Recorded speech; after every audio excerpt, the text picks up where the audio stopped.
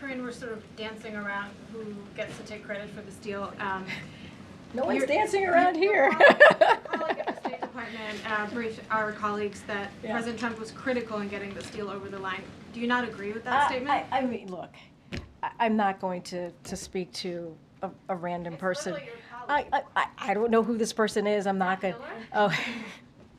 What I can say is, look, obviously Matt Miller will speak for himself. What I can say is there are steps that were taken here that is really important and critical, and that started with this president starting a framework that was agreed upon by the world back in May.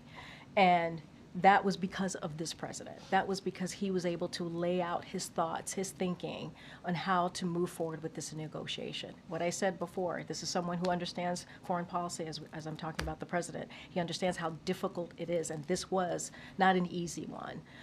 And so he has the experience. He was able to get that going, to get that started. So this has been going on for some time. It has.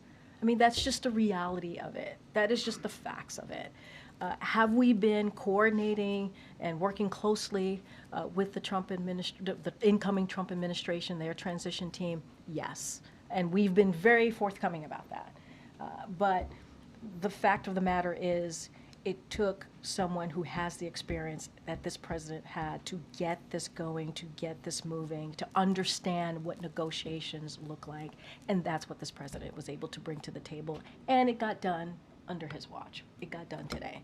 And then secondly, obviously this is a really big day on the foreign policy, national security front. This is your last briefing, or the administration's last briefing. Is there a reason why John Kirby isn't here to take your questions? So look, I just mentioned that Brett McGurk is going to be holding, a National Security Council is holding up a call. I think that's going to be really important. They will talk more about the implementation of this. National Security Advisor Jake Sullivan was just here 2 days ago on Monday, and I think kind of laid out a really good framework for all of this, the thinking process, how this was going to move forward. And Brett McGurk, he is on the ground. He has all of the information. He has been there at the direction of this president, certainly with National Security Advisor Jake Sullivan leading that effort. And so he's going to have a lot more information than any of us here will have, because he's been on the ground, understanding, working with the negotiators and understanding how this process has worked. So that's how this works.